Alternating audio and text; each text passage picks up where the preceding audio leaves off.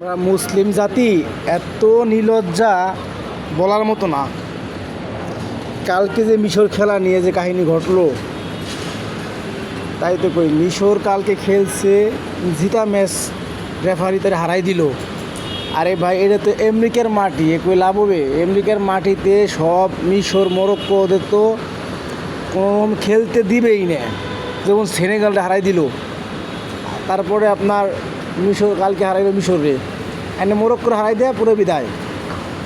এই জন্যে এমন জায়গা খেলাটা পড়ছে বলার মতো না। আর আমরা মুসলমান জাতি মানে ইহুদি নাচার করে নিয়ে কেমায় নাচতোই দান্দায় থাই।